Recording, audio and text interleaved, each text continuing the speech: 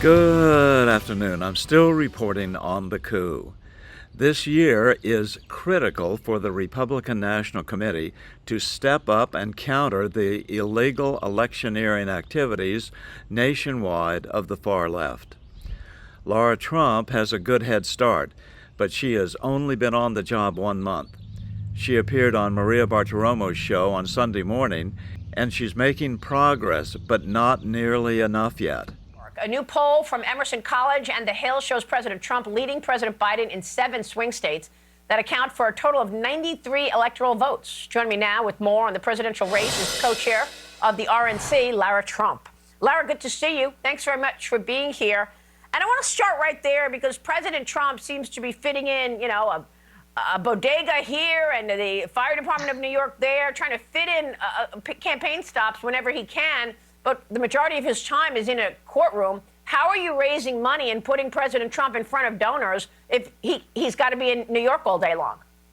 Yeah, well, obviously, Maria, that's by design. They want to keep Donald Trump trapped in a courtroom and not able to go out and campaign. And their hope is that somehow that helps Joe Biden. But it's amazing to see. It's almost like Sylvester the cat and Tweety Bird. When Sylvester goes hard after Tweety Bird, it always backfires. And that's exactly what's happening to the Democrats right now, because you see, as you pointed out, Donald Trump's poll numbers continuing to go up. And at the RNC and Trump campaign, we announced that our April fundraising exceeded our expectations. We raised $76 million.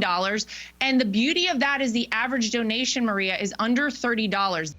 Last presidential cycle, all presidential candidates brought in a total of $4 billion. $76 million is pretty good, but not enough in a race that could easily top $8 billion this year.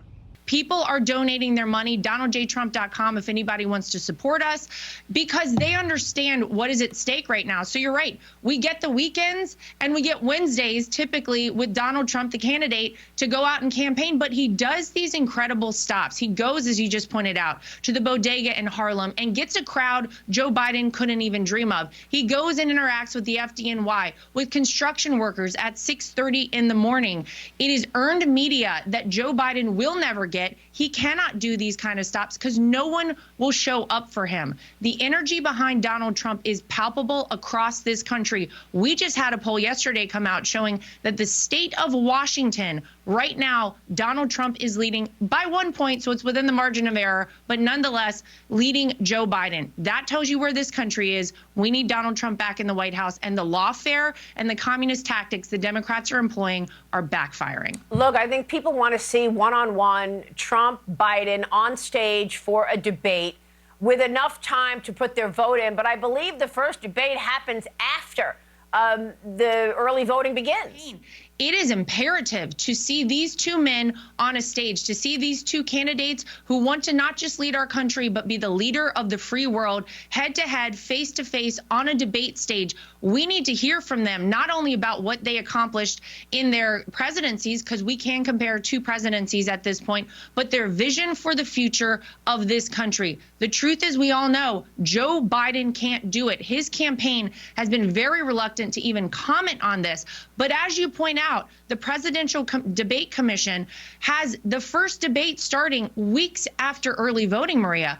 We know that millions of people will cast a ballot for one of these two candidates before they get to see these two men debate. We need earlier debates, and we have said from the Trump campaign and the RNC, if they are not willing to move those debates forward, we would say to any network out there who would like to host a debate, Donald Trump will be there. Joe Biden, we ask you to show up because it is that important to the future of this country. You've been saying for a while now that your priority is to ensure a transparent election, and I see that the RNC and the Trump campaign filing a lawsuit in a battleground state to stop counting ballots past Election Day.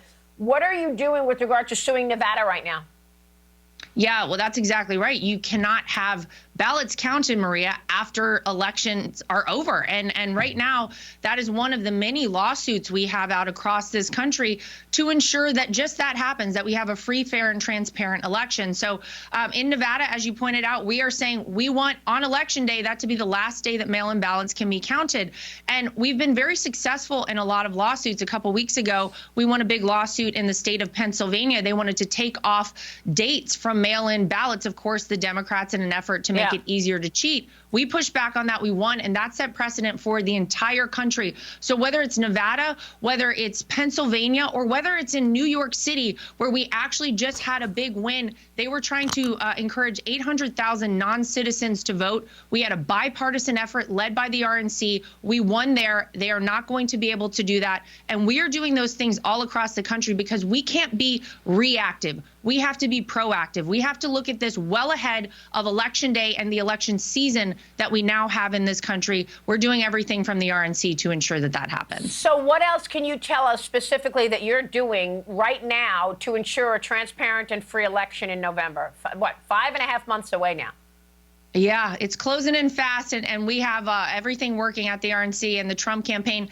ProtectTheVote.com. I can't overstate how important it is for us to get people on our election integrity team. It is the largest division we have right now at the RNC. If you want to volunteer out there to be a poll watcher, a poll worker, someone who can actually work in these polling locations and tabulation centers, we are now able to train you. We want you to join our team. If you're an attorney, we want attorneys volunteering as well because we want them in every single major polling location across this country to ensure that we are not waiting for weeks after Election Day. We are going to strike at a moment's notice during early voting, during Election Day voting. We have to have our eyes on everything. So we want people to come volunteer. Michael Whatley, the chairman of the RNC, and I have announced that we want 100,000 people on our election integrity team by November 5th, and we plan to meet that goal. So I want to encourage everyone out there, please come join us because, Maria, it is the most important thing.